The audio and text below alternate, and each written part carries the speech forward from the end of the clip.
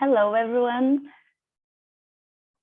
Welcome to this lunchtime webinar organized by the University of Ottawa, Feminist Anti-Violence Research, also known as FemAnVi. My name is Camila. I'm a second-year Ph.D. student in social work at here, the University of Ottawa, and also a member of FemAnVi. FemAnVi is a research group, and our goal is to develop and support research, social interventions, and activist actions with the feminist battles on violence against women. I am super excited about the conversation that we are going to have today on gender issues in the Brazilian criminal justice system. We have the pleasure to have here with us Ludmila Ribeiro, our speaker. Before we begin, let me remind you of some things. Ludmila has around 1 hour to present, and at the end of her presentation, we have a Q&A section. Please, I'd like to invite all of you to enter your question in the Q&A box. The PowerPoint will be available after the conference, and we will not issue any certificate of participation. After this note, I would like to introduce our special guest. Ludmila Ribeiro is an associate professor in the Department of Sociology and a researcher in the Center for Crime and Public Safety Studies, both at the Federal University of Minas Gerais, Brazil. She holds a bachelor's degree in law from the Federal University of Minas Gerais, a master's and a bachelor's degree in public administration from João Pinheiro Foundation, and a Ph.D. in sociology from Rio de Janeiro Research Institute. She was a visiting scholar at the University of Florida, University of Groningen, and Texas State University. During her career, she has coordinated several research projects on how the criminal justice operates in Brazil. Nowadays, her research interests are focused on gender violence, first appearance hearings, homicide trials, and management of the penitentiary system. Let's welcome Ludmila Ribeiro. It's so good and an honor to have you here with us. Thank you so much for joining us. Thank you very much, Camila, for this warm introduction. For me, it's a pleasure and an honor to share this seminar with you and to receive such an important invitation from FemAnVi. Today, I would like to talk a little bit about how the criminal justice system deals with domestic violence in the Global South. So for me, it's also, I would like also to acknowledge the importance of FemAnVi in inviting and including people from the Global South, because the situation of human and gender violence in Global South is much worse than in the Global North.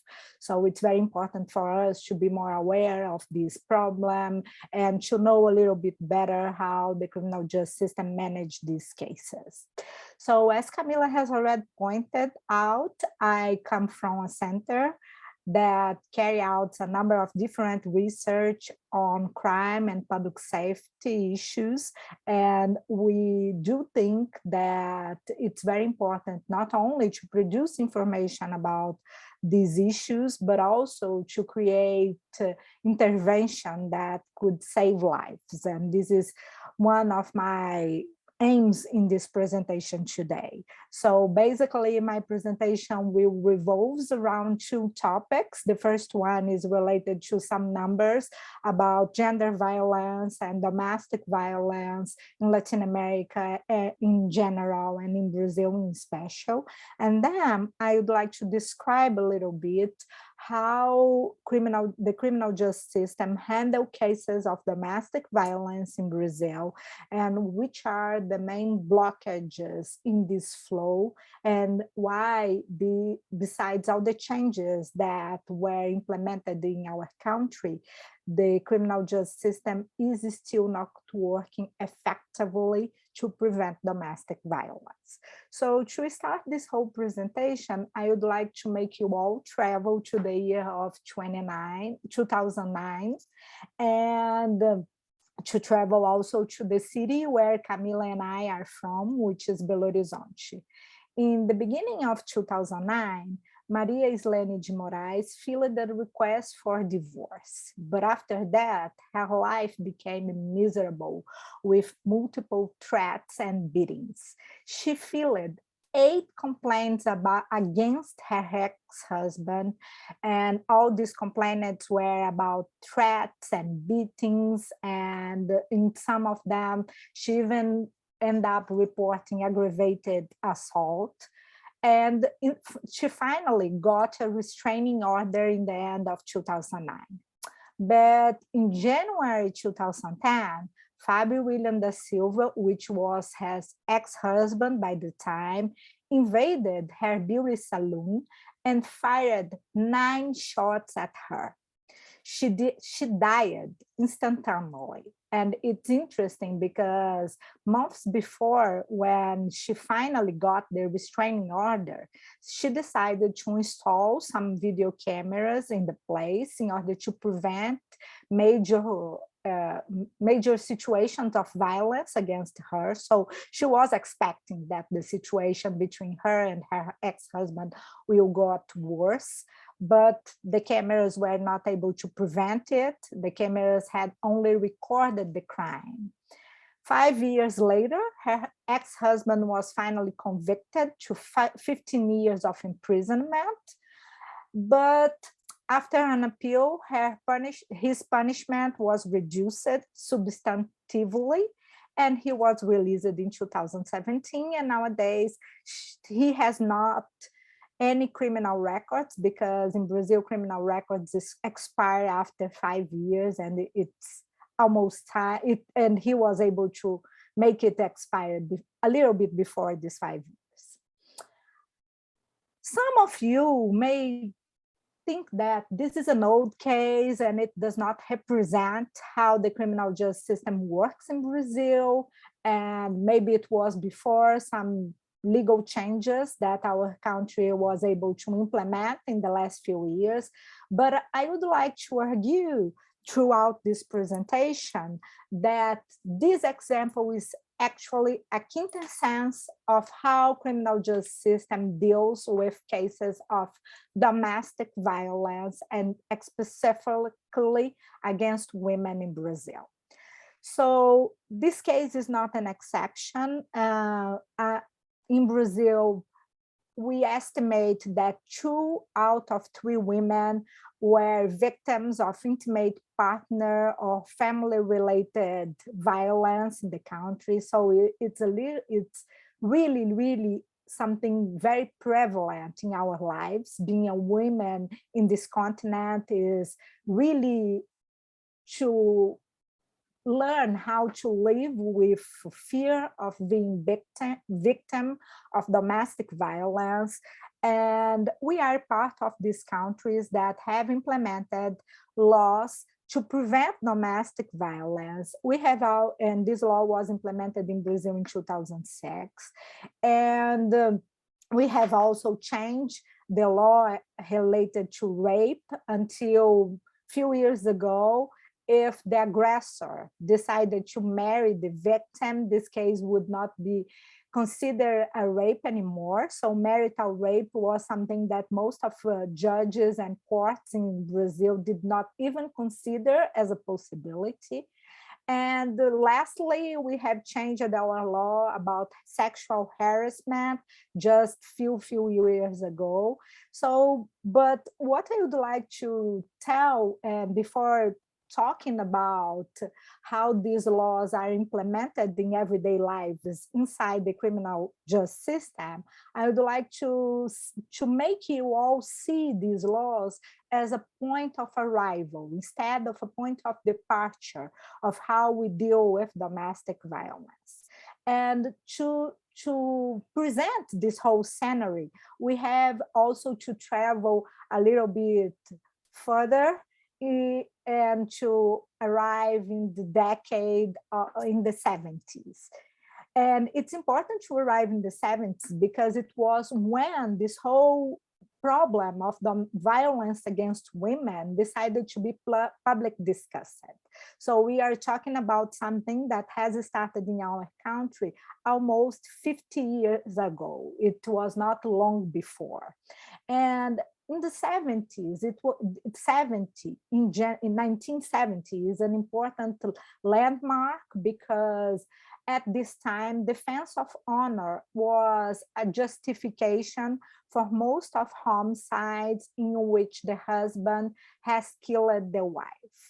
And defense of honor started to be problematized or started to be discussed in a very important case that has happened in 1979, which is the killing of Angelo Denise. Angelo Denise was a very rich woman. She was not only rich, but she made her appearance in many different magazines or gossip magazines, being an important woman that was in the most amazing parties that were held in Brazil by that time.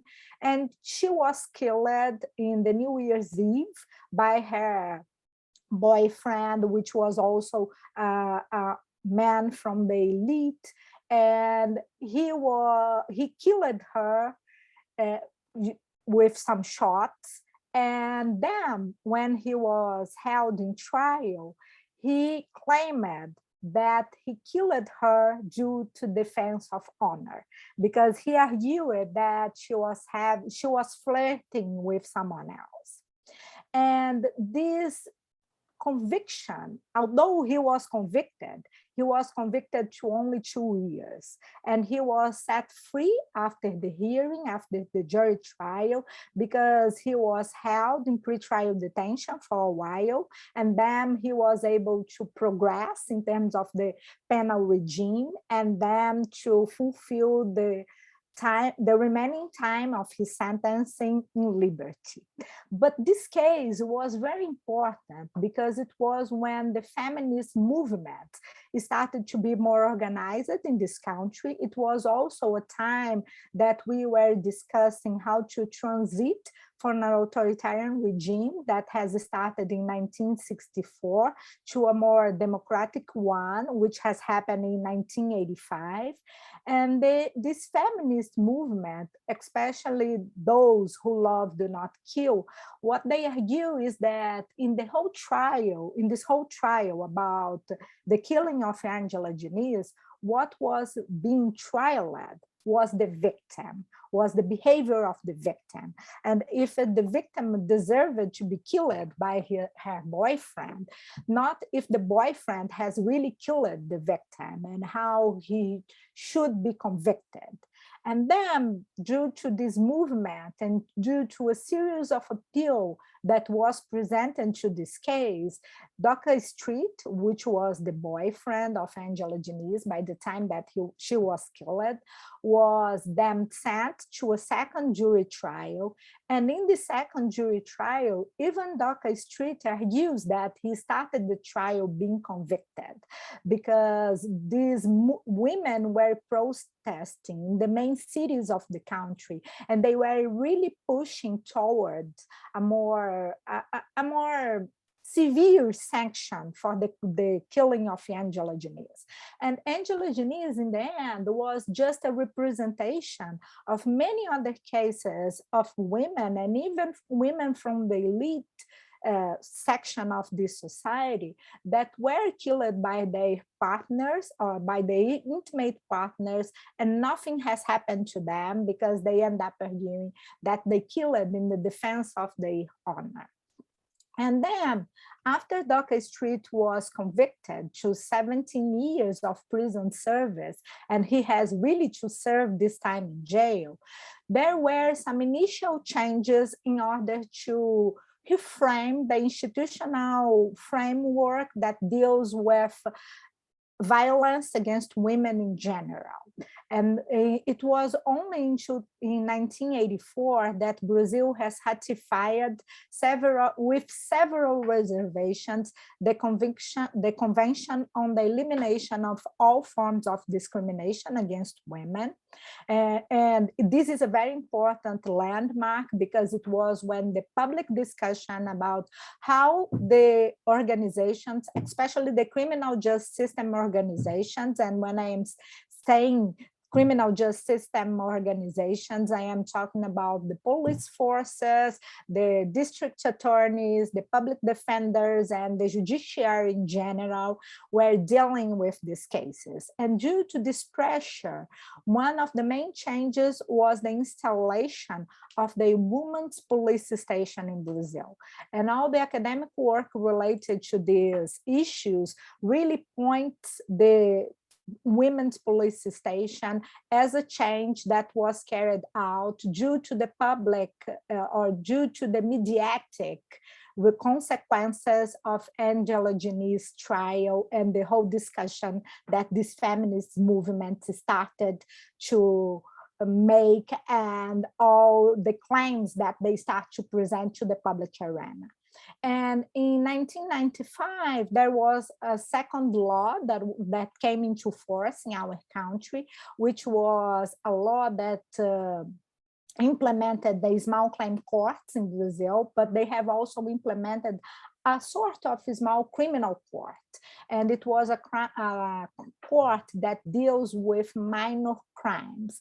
And this was an important and a second important landmark because all cases of domestic violence were characterized by the time as minor crimes, and these crimes were subjected not only to very, very small fines, but also to public service, but public service like painting a wall for 4 hours, and the whole idea of composing conflicts or mediation to a wife that was beaten by a husband, and this husband, and the implication that he could even assault her and just pay a minor fine, made all domestic violence cases more acceptable. And then it was the time that the feminist movement started to push towards a major change. And this major change was maybe being exemplified by the Maria da Penha case. In 1983, Maria da Penha, so just some years before, the women's police station were implemented in Brazil. And by the time that all these feminist movements were really pushing towards a better discussion and the public awareness of how women were being victims of violence inside their homes on daily basis, Maria da Penha was victim of a crime and sought public assistance, but she did not receive it. And her husband beaten her many, many times. She was victim of aggravated assault. And even in these cases, she did not got any sort of measure. And in this news about published by BBC a few months ago, you can see the whole history of Maria da Penha. But the main important issue is that in the last crime that she was victimized by her husband, she became paraplegic. And she was able to contact some international feminist organizations, and these organizations were able to organize themselves and to make a complaint to the Brazilian chapter of Latin American and Caribbean Committee for the Defense of Human Rights, filed the case in support of Maria da Penha with the Inter-American Commission of Human Rights of the Organization of American States. So in this case, that was Maria da Penha versus Brazil, that was finally revealed in 2001. So almost 18 after Maria da Penha has become a paraplegic, Brazil was convicted. and Brazil was convicted in a very emotional sentence saying that the violence suffered by Maria da Penha is part of a general pattern of negligence and lack of effective action by the state in prosecuting and convicting aggressors. So in order to change this whole scenario, Brazil should put into force a public policy that would successfully eliminate state tolerance and discriminatory treatment of domestic violence against women. Although Brazil was convicted in 2001, it was only in 2006 that this law finally came into force, and this law was kind of baptized as Maria da Penha law. And this is a very important law because it is the first time that Brazil has issued a law specifically about domestic violence against women. This law has received many awards all over the world, being considered one of the best laws to prevent, punish, and eradicate domestic violence against women. In terms of changes that this law has introduced in Brazil, I would like to highlight three of them. First is the possibility of women claiming for restraining orders against the aggressor. It was the first time that Brazil was able to approve a law to really prevent women of re-victimization. So the main problem is that it does not prevent the first victimization, and this is still really an issue, because although Maria da Penha law says that Brazil should implement many different policies to prevent violence against women in general, especially the domestic violence, it is still not something that has came into force. And the second change that this law has allowed was the implementation of shelter and social services in order to receive women that were victims of violence and are seeking for different assistances, ranging from judicial assistance to social assistance, and including how to be part of the labor market or how to be inserted into labor market.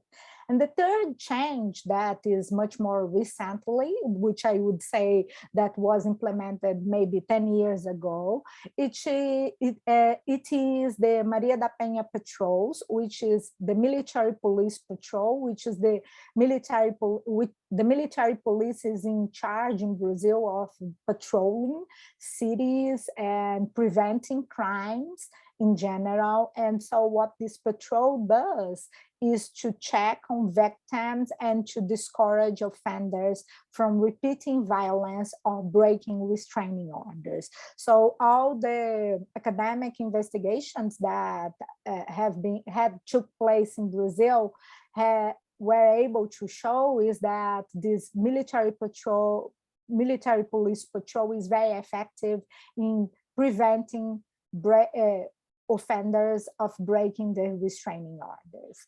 So Maria da Penha law recognizes 5 types of domestic violence, which range from physical violence being the most aggravated one to moral violence. It also increases the sentence length for perpetrator.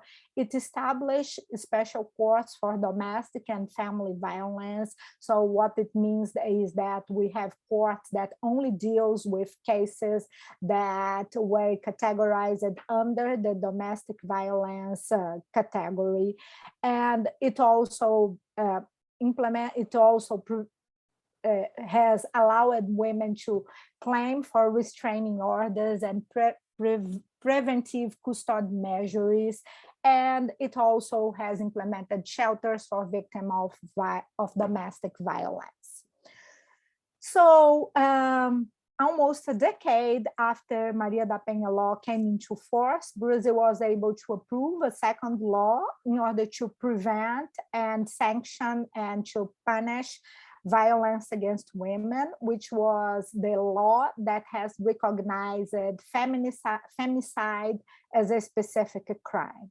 And this law is a very important one because it's the first country adopting the Latin American model protocol for the investigation of gender-related violent deaths promoted by the UN Women. And this law also imposes harsher sentences. In Brazil, homicides are sentenced in general with sentences length that range from 6 to 20 years. So what this law makes is, basically, this law doubles the length of time for imprisonment. So femicides in Brazil can be sentenced from 12 years of imprisonment to 30 years. And it also allows us to understand, to gather better information regarding which cases are considered femicide, how they had happened, if they are related to other cases that have been previously registered as domestic violence, as cases that should be handled by the Maria da Penha law. So, but despite all these changes in the laws and service, Brazil is still a very important country in terms of prevalence of violence against women, as we can see from these two charts from 2018 and 2010. One woman is murdered every 2 hours in Brazil. We have a case of domestic violence every minute. So by the time that this presentation ends, 60 women will have been victimized in Brazil due to domestic violence. And of course, these cases has increased during the pandemic, and the victims of femicides are in general very young. Their ages range from 12 to 44 years. They are mainly Black, and they were killed by their intimate parties. So my main research hypothesis, and from now on, I would like to talk about the research that we have been carrying out here in Belo Horizonte. And my main research hypothesis is that the changes carried out in the Brazilian institutional framework were not able to successfully prevent, punish, and eradicate domestic violence against women. Although these laws were approved and they have been considered amazing laws for the general or the international community, especially by the UN, they are not well managed by the criminal justice system.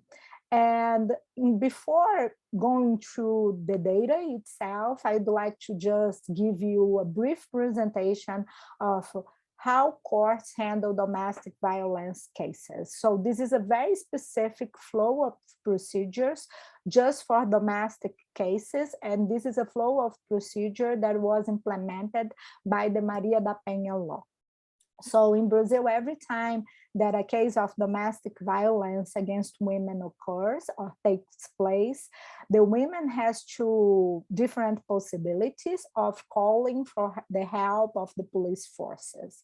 The first is to call for the help of the military police, and mainly what happens is the military police in the major cities or state capitals will send a preventive patrol to the house of these women who was a victim of a crime, and will present the Maria da Penha law to her, and then we'll try to explain her all the restraining orders that she can ask and how the whole criminal procedure works.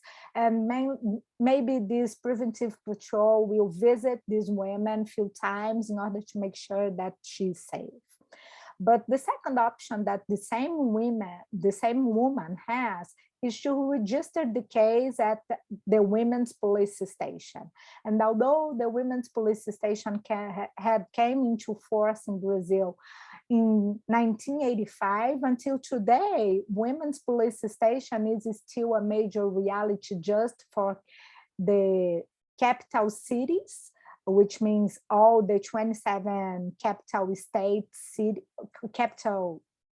cities of capital states have women's police stations, and some major cities in Brazil also have this women's police station.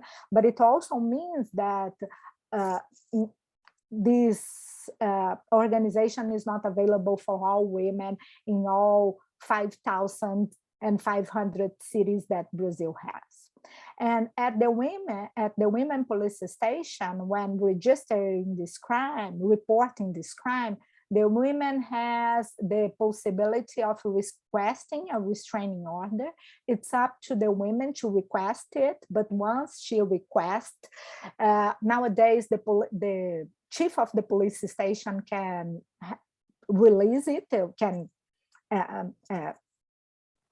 determine this request, this restraining order, but until before the pandemic, it was a request that was forwarded to the judge's determination, and the judge could apply the suspension of aggressor's license to carry a weapon.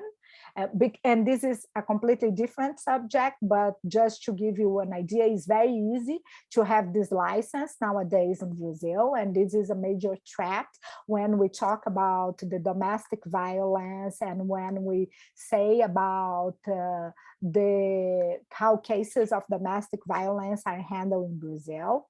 The judge can also implement as a restraining order the removal of the aggressor from the home. And this is a restraining order that has been very successfully implemented with the help of this preventive patrol, because when this removal of the aggressor from home is implemented by the judge, usually the judge also make the military police aware of the existence of this restraining order, and the military police patrol will visit this offender just to make sure that he knows what the restraining order is and the consequences of breaking it. And the third one, which is the most common one, is a restraining order that says that the aggressor cannot be, or the offender cannot be in contact and has to keep distance from the victim. And this is this is one of the main difficult ones, because most of the times this restraining order does not imply electronic monitoring. So it's up to the women and the offender to monitor their contacts. And as you all can imagine, it's not easy to deal with this issue.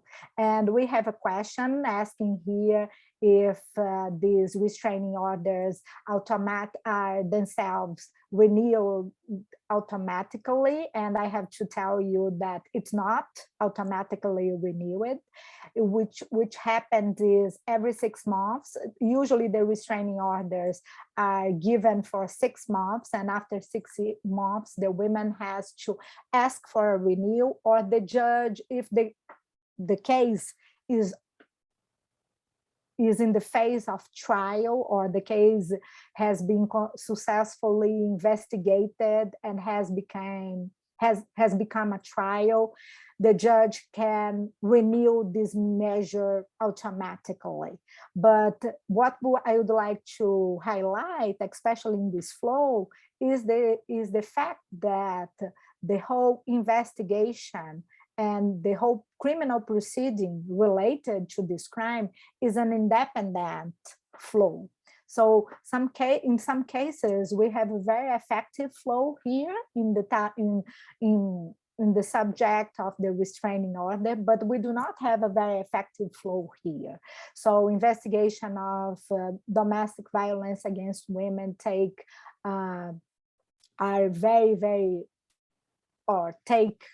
a long time. And when it comes to evidentiary and judgment hearing, sometimes the judge is not very careful. He puts the husband and the ex-husband and wife, or sometimes these two people together in the same hearing, and we have a number of problems, and these problems I will address shortly. And usually this trial ends with a conviction or an acquittal of the offender. So now I would like to tell you all is about a specific case study in Belo Horizonte. Belo Horizonte is the capital city of the state of Minas Gerais. It's the place where Camila and I are from. And as you can see, I marked it on our map. This is Brazil in general, our 27 states. Minas Gerais is this state marked in red, and Belo Horizonte is inside this circle. Belo Horizonte has more than 2.5 million people living in the city itself. It's the 6th largest Brazilian cities. 53% of our residents are female, 34 are aged 24 years or below, and 42 are Afro-Brazilians. And when I say Afro-Brazilians in Brazil, it's important to keep in mind that Afro-Brazilians are the ones that have declared themselves as Black or brown in the last Brazilian census that was carried out in 2010, with no expectations that we will have a new census in the near future, unfortunately. So Belo Horizonte nowadays has 487 neighborhoods, being 215 favelas or slum, or villas, what we call updated, improved favelas, favelas that have been subjected to policies of urbanization and public housing. And near 500,000 people live in these areas, so which means that 1/5 of our whole population live in these areas which lacks of proper urban services. And Afro-Brazilians are not only the poorest, but also the predominant residents of these slum areas. In terms of the homicide rate in general, Brazil has a rate of, Belo Horizonte has a rate of 15 homicides per 100,000 inhabitants, while Brazil has a rate of 23 homicides per 100,000 inhabitants. And the most specific issue related to domestic violence is the fact that police records of domestic violence are spread throughout the whole city, as we can see in this map, and it's not concentrated in the poorest areas of the city. So it is completely different from all other crimes reported to the police, which usually are reported in the poorest areas, in these areas that we call favelas.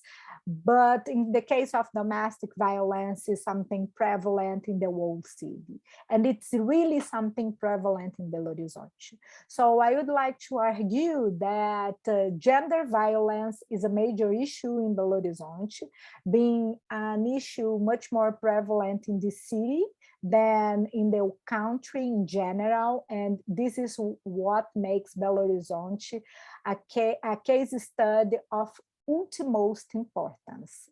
Just to give you some numbers, according to the last reports of gender violence comparing Belo Horizonte and Brazil, made available by the Brazilian Forum of Public Safety, in 2019, Brazil has recorded 121 cases of physical abuse related to domestic violence per 100,000 women, while Belo Horizonte has recorded almost 3 times this statistic, which 308 cases per 100,000 women.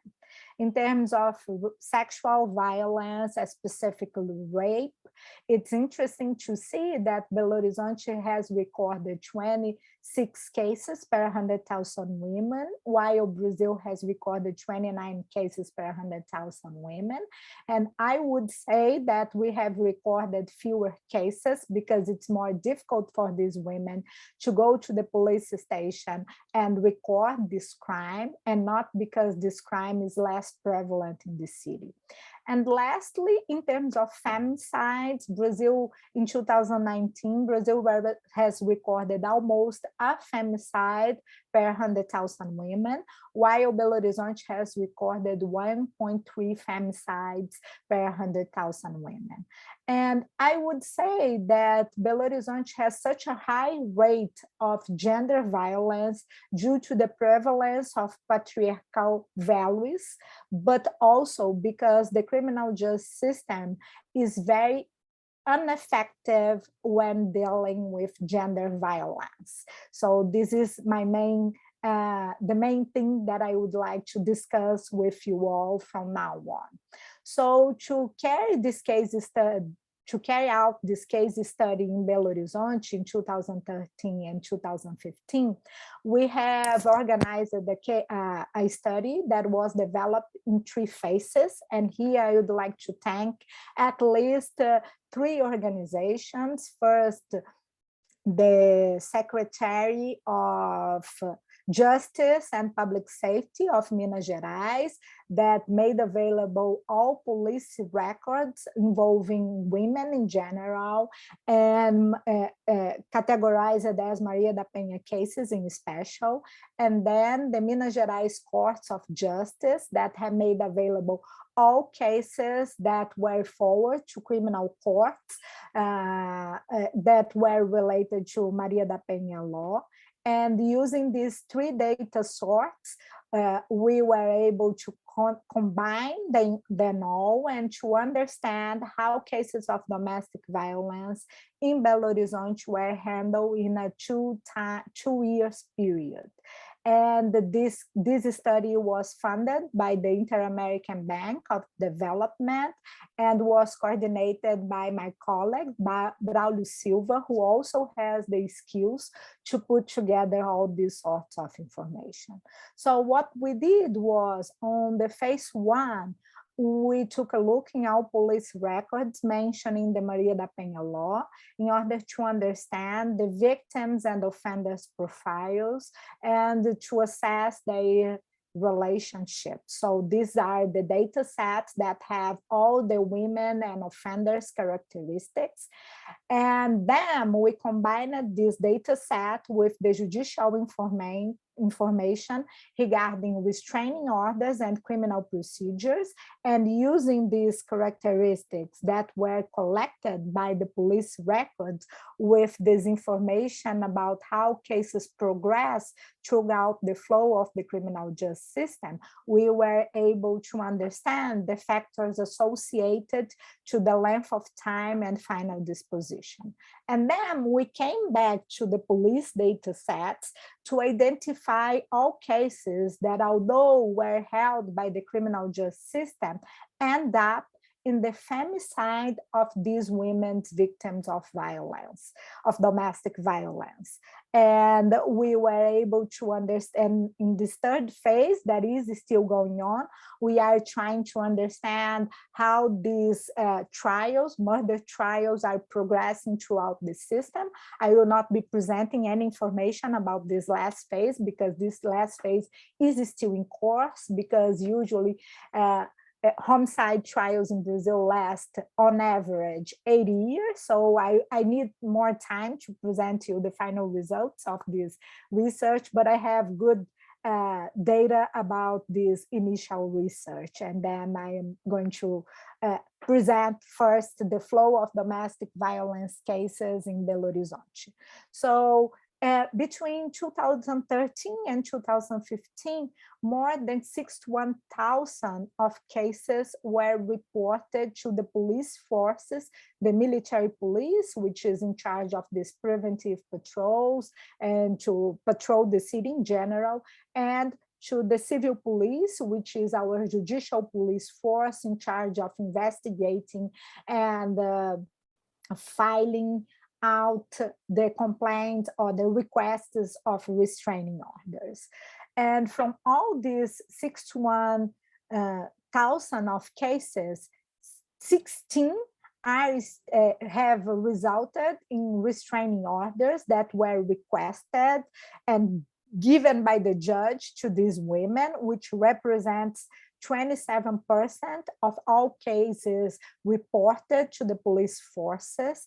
Until today, 14,000 of these criminal cases are still being criminal investigation, are still ongoing criminal investigations, and 7% have ended up as a proceeding with an outcome. And from all cases that end up with a proceeding with an outcome, 5.5% end up with a conviction. So I think that the first question that comes to my mind when I see this flow is why we have only 7% of criminal proceedings with an outcome. What we were able to see is that women request the prosecutor to drop the charges in front of a judge in a high percentage of cases. What these women claim, and we were able to interview some of them, is that if these aggressors are convicted, it means that their situation will be even worse than it was before, and it might be better what they are searching. The search is for a sanction that does not imply imprisonment. So they see that the main outcome of the domestic violence cases is an imprisonment that will not result in anything. And some convictions do imply imprisonment, and imprisonment that range usually to 3 months from 3 months to 3 years, but also in the last couple of years, they have been applied in more attendance at educational centers and physical social support. And one of the changes that Maria da Penha law was able to implement is that fines are strictly prohibited in this case, as well as mediation. So cases of domestic violence cannot be handled through the use of mediation and through sanctions that result in fine. And in the last couple of years, restorative justice have been very popular in criminal courts in general, but specifically in domestic violence courts. So in terms of our cases characteristics, most of the victims that report domestic violence to the police are women. A fourth of them have ages between 36 and 44.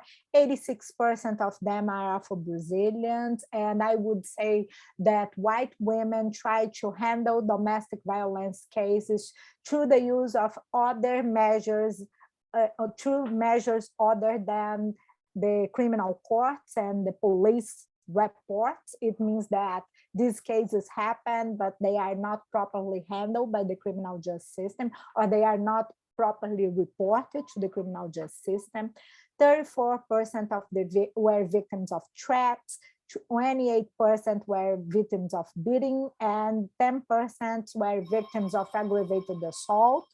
And in 60% of all these 21,000 cases have resulted in major injuries for these women, and injuries that resulted in hospitalization. In terms of the offenders are very similar to the women's in terms of characteristics other than sex. Most of the offenders are men.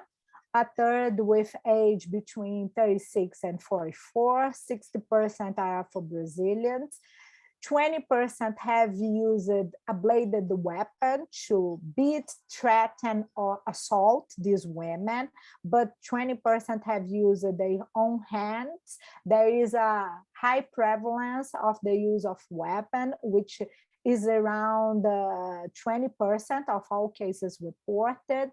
60% of the cases took place in the house or apartment of the victim or the offender, with only 17% of cases in a public space. And when I say public space, in the middle of the street, like in a bus stop or in a bar or in a place which is really open to public access. And 60% of these offenders were women, partners, or ex-partners. In terms of the procedure, 10% of all these offenders were caught red-handed and they were held in pretrial detention. 81% argued to the police officer that was responsible for recording this crime that the violence was a result of disagreement regarding the family routine. And this is, for me, the most impressive statistics. 50% of all these offenders were involved in another case of domestic violence. So what happened is that 60% of all these women have reported more than one case of domestic violence. So some women were victimized by the same partner, but some of them were victimized by different partner. And usually between the first and the second report of the violence, it takes around a year. But after the second report of the violence, what happens is this length of time is progressively decreasing until the 60 violence report, which ranges around a year, which the length of time is around 138 days. So what we can see is not only that domestic violence is a prevalence thing, it's something very prevalent in Belo Horizonte in general, but also the women who have enough courage to report it to a police force has a very high likelihood of reporting many cases of domestic violence. So now I would like to tell you a little bit more about how the criminal courts handle these cases of domestic violence. And I would like to consider the 4,478 proceedings that have already come to an outcome, which are cases of domestic violence that were reported between 2013 and 2015 and have come to ended to an outcome until 2019. So in order to carry out this analysis, I have used the survival analysis because time is a very important issue in the Brazilian legislation, because in Brazil, the criminal proceeding takes more time than the length of imprisonment that the offender receives as a conviction in the end of the trial. So it means that if someone receives 3 months of conviction and the trial has lasted 3 months and 1 day, this person will be released as nothing has happened. And it was exactly what has happened in 9% of all cases that have come to an end in this time frame. And survival analysis allow us to account for this time and for the final disposition, which is the conviction, which is the case of 70% cases that came to an outcome of more than 4,000 proceedings. And then we use the Cox proportional hazard model, which is basically that the variables increasing the hazard rate of conviction also plays a role reducing the time to this event. And just to give you an idea of how long trials take in Brazil, when we are talking about all cases that were handled by these domestic violence courts, which is the courts that were implemented due to the Maria da Penha law, we are talking about criminal cases that last 3.2 years, or more specifically, 1,154 days. So after 3 years, this sanction may not end in any change in terms of the aggressor behavior or even in terms of the victim protection. The time to convict is lower than the length of time for the criminal proceeding in general, but it is still very long, taking more than 1,000 days. So basically, these cases are very similar to the cases that were reported to the police. Most of them have, or all of them have a woman as the victim, and most of them have a man as the aggressor. The ages are similar. Most of them are Afro-Brazilians. 39% of these cases are of women that were married or had a spouse. The main differences are related to the reuse of blood weapon, but all the other categories are very similar. And we have a higher prevalence of cases in which the offender was caught red-handed. And although 10% of all cases are of aggressors that were caught in red-handed, when we take a look in the cases that had reached an outcome until today, we have that a third of them are of offenders that were caught red-handed. And this statistic is very easy to explain because it is it is related to the fact that these offenders are held in pretrial detention. So these cases are they move faster inside the criminal justice system. And 20% of these cases were reported to women's police station. So here are the results. I will not present every statistic that is shown in this slide because now I am running out of time, and I know that numbers sometimes can be boring for some people, but all these numbers are here. And since these slides will be available, and since these slides will be available for all people interested in this presentation, I do think that we will have enough time to carefully go through all these numbers. But we have three main specific factors affecting the time to convict. One factor that made the statistical significance in these Cox proportional hazard models are related to victims' characteristics. 3 of them are related to crime features, and 1 of them is related to criminal procedure. In terms of victims' characteristics, we have that married women have 11% less chances of being convicted with prolonged trials.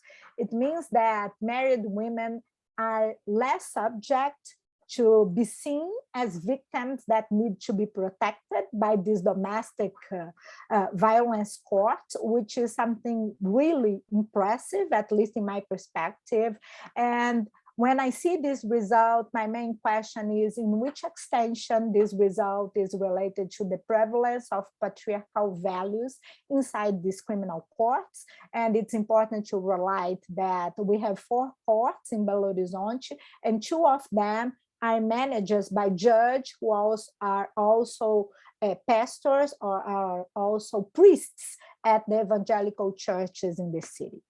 And in terms of the crime features, 3 variables reach the statistical significance in this Cox proportional hazard model. The first one is related to offenses that were carried out at home. And the second one's offenses carried with the use of bladed weapon. And in these 2 cases, the criminal procedure was curtailed, and these cases are more likely to be convicted. And I have 2 questions which are related to this final result, and how, in which extension the fact that the crime was carried out or the crime was perpetrated in the victim residence or at the home of the offenders means that homes should be safer, or in which extension these cases are understood as the cases that really are related to domestic violence. And one of the things that is really surprising in this final model is the fact that offenders that claimed passional violence have 2% more chances of not be convicted with longer procedures. So these cases are more likely to be acquitted at the end.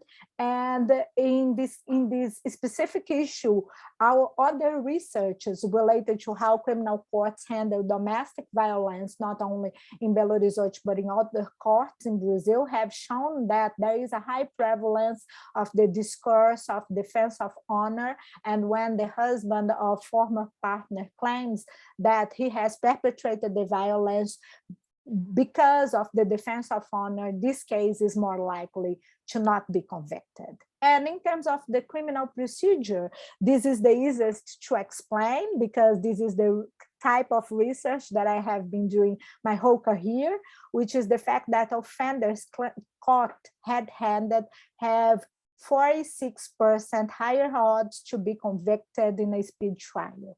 So these cases mean when the offender is caught red-handed, this offender usually is perceived as responsible for the crime.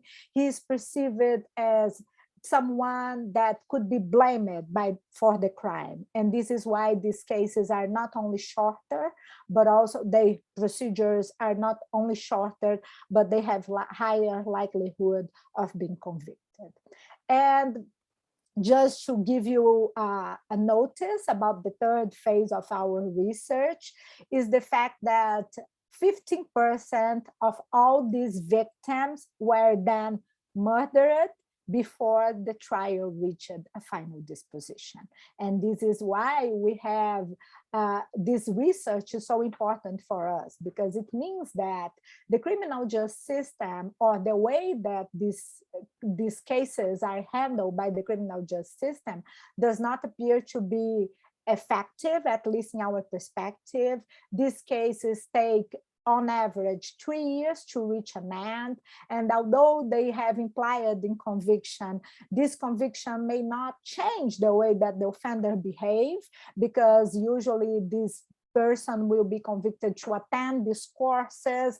After the course, this person will marry a new one, and this new one has a high likelihood of being a new victim of domestic violence. And the second issue, which also help us to explain this amplified violence that we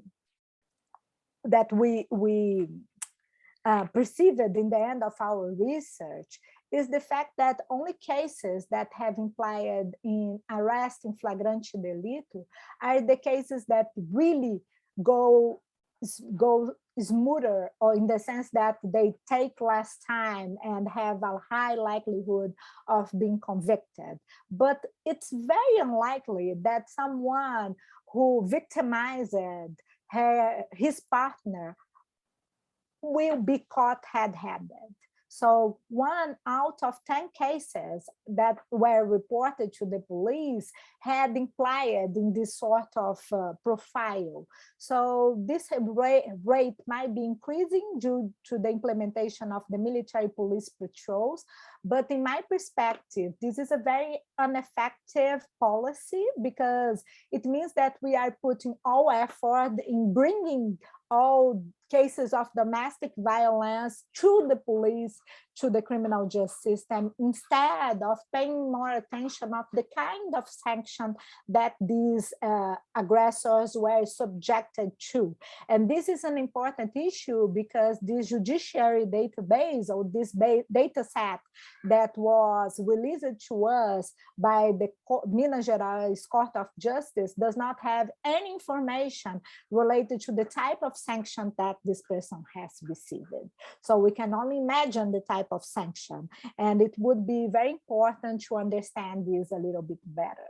And the third thing that I would like to emphasize in the last minute that I have is the fact that passional violence is still a very important justification used inside of domestic violence courts to excuse the offense. And sometimes this excuse is very successful in achieving its aim, because it has implied in procedures that not only have last longer, but also have higher likelihoods of ending up to other measures to measures other than convictions. So to really end my presentation, the femicide introduced in the beginning of this presentation is really a quintessence of what happens to women who report their cases to domestic violence courts in Belo Horizonte, the city where this case study was carried out. Rates of convictions are low. They represent 5.5% of all cases reported to the police. And the length of time is tremendously, in the sense that after 3 years, it's very unlikely that the sanction will imply any change in terms of how the aggressor and even the victim behave. If the victim is still alive. And in Brazil, in Portuguese, we have this call which says that in fights among husband and wives, no one puts their spoon. And I think that this is really what represents how domestic violence courts perceive and manage the cases that were brought to them, because cases that involved married victims in which the offender has claimed that the violence was an act of passion has led chances to achieve a final conviction in a short period of time. That's it. Thank you all. Thank you, Camila, for being so kind and giving me 3 extra minutes that were necessary to finish my presentation. And I am looking forward to receiving many questions, comments, because it is an ongoing research, and it is the first time that we are presenting the results. So it will be nice to receive comments on it. Thank you very much. Thank you so much, Ludmila. I think my feeling now that I'm really shocked with when we have that. We should be so proud of our country, that when you think about our legislation and our policies that we have, and that we are an example, and this legislation, there was in the first time that we have this. And at the same time, we have this alarming data when you think about domestic violence and violence against women. And it's so many points that we think first when you think about the re-victimization, that it's unbelievable how many times that these women suffer. And at the same time, when you think about a socioeconomic profile, so even though we have this kind of cases we have all over the city, when we see the data, it is from a specific group. So I think we could have a good conversation about the profile of this woman and this difference among the social classes. So I think this is really interesting. But to start, until I think we're waiting for other questions, and don't be shy, everybody. But I think we could talk a little bit about when you think about the flow of the criminal justice system, and is there a light in the end of the tunnel? Like, what could be some strategies? And then specifically when you think about the criminal justice system, I think it is possible for now that to talk a little bit about some measures to improve the flow of the system. And yeah, I think it's basically just to become more effective, especially in the cases of domestic violence. I think it's not enough to have a specialized courts for this. So I think this is for us to start. Camila, thank you very much for all your questions. And I think that you have pointed to the main one when we think about the changes in the legislations and why we are not able to answer all this call for help to out the criminal justice system. And I do think that there are two issues which we can use to start to answer this question. The first issue is that the law is very good. And I remember, and even the women are very, how can I say, proud of the law. When I was interviewing women victims of violence in this special domestic violence court, they are all saying that, oh, the restraining orders are great. So what they see as something very effective in terms of how this law is managed by the domestic violence courts, they all talk about the restraining order. And especially because here in Belo Horizonte, restraining orders, especially for people who were victims of domestic violence and domestic violence that has resulted in major injuries and major injuries that had implied in hospitalization, all these cases of restraining orders are forwarded to the military police. And military police is in charge of monitoring these cases. So they pay regular visits to these women and to the offenders. And according to these women, the fact that the military police pay regular visits to the offenders is what makes the restraining orders so effective. So in their perspective, this is much better than the sanction itself. And when you ask about the criminal procedure, they all agree that these criminal procedures have no effective outcome. They all keep saying that they are terrible, they last very long, they imply in many visits to this specific criminal courts. And when we talk about these regular visits, we also address the issue that you have pointed, which is related to the socioeconomic profiles. So some of these women have to lose a day of work just to be present in their hearings or just to be interviewed by the judges. And this issue can be explained by other issues related to the criminal justice system, which is my main research focus, or have been my main research focus in my career.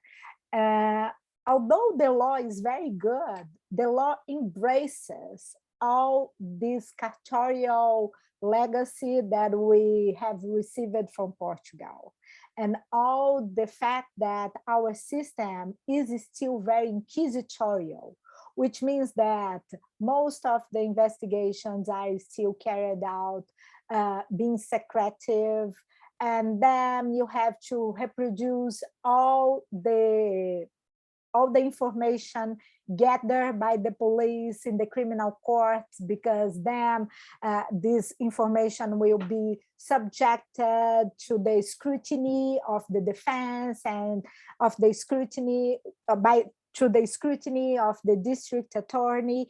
And it takes time, because if you have to first interview all people that were witnesses of these cases to make sure that this case has really happened, you do not take into account the testimonial only of the women that was victim of a crime. You take for granted that these women is saying a lie to the police, that maybe this case is not really what she's telling the police officers, and maybe it was her fault that she was a victim of crime. So although you have changed the law itself, the way that police officers, the public defenders, district attorneys, and judge operates is the same. So they are still thinking about how they manage the criminal law on everyday basis. And this is why the most important result of all this statistic analysis that I have presented today is the same result that we get when we run a regression model for homicide trials, the most important variable is the offender being caught red-handed. They all see themselves as criminal justice system operators. They do not see themselves as people that have the main aim to protect women or to prevent, respond, to prevent, sanction, and eradicate cases of violence against women, especially inside the domestic environment, as Maria da Penha law states. And I do think that what we need is to not only have professionals more aware of what gender violence means and how to deal with these domestic violence cases, but also different criminal procedures, really different criminal procedures. Not a law that embraces all the characteristics of our criminal justice system, but a law that is able to operate in a distinct manner. And I do think that São Paulo has a light in the end of this tunnel, because São Paulo has been trying, or the capital state of São Paulo has been trying to implement procedures related to restorative justice for cases of domestic violence against women.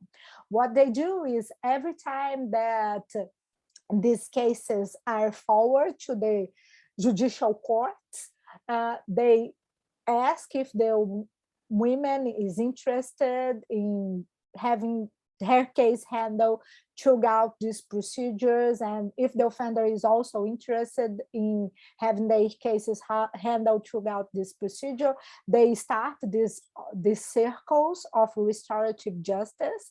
And there are some studies showing that they do see the procedure as more effective. And in the end, this is very important for the victim, because the victim has to feel safe in the end of this procedure. And I do think that our victims do not feel safe. And this is why I decided to start my presentation with this case that is a landmark in Belo Horizonte. To all women that you ask about this case in the beauty salon, all of them know, at least the ones who have more than 30 years of age, all of them know about this case in the beauty salon, and all of them. And I remember when I was carrying out these interviews with the victims of domestic violence, where most of them were saying, oh, and she had enough money to buy video cameras, but even buying video cameras, she was not able to prevent her death. And for them, this was a call for help and a call for awareness of the importance of reporting the case to the police and doing something, because if even this victim was not able to prevent her death, if these women do not report their cases, they will be the next one to be murdered by their intimate partner.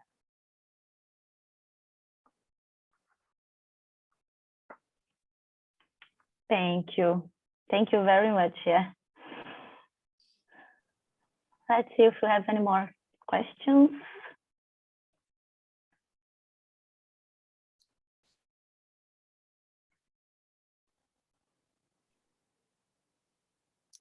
I think that today people are very shy.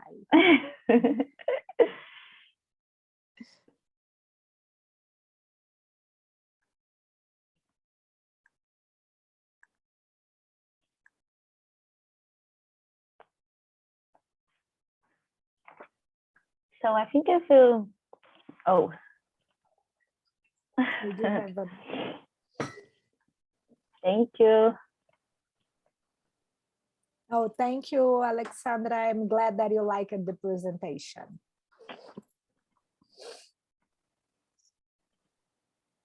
So I think thank you so much, Ludmila, for this presentation. It was very interesting, and I think it's so good for us that, as you said in the beginning of your presentation, this difference between the global north and the global south, and then I think it's good for us to share and to see how we could help each other. So I hope that we could keep this conversation and to continue this conversation. Thank you, Mike, for the technical support. Thank you, my colleagues from FemAnVi that helped me, that we all build this webinar together. And I'd like to invite all of you to follow us in our social media pages. So we are on at Facebook, Instagram, and Twitter. It's only search for FemAnVi, FemAnVi. And it was a pleasure to have you all here today. So thank you, Camila, for having me and for this invitation. I am very proud of you and the work that you are doing at Ottawa.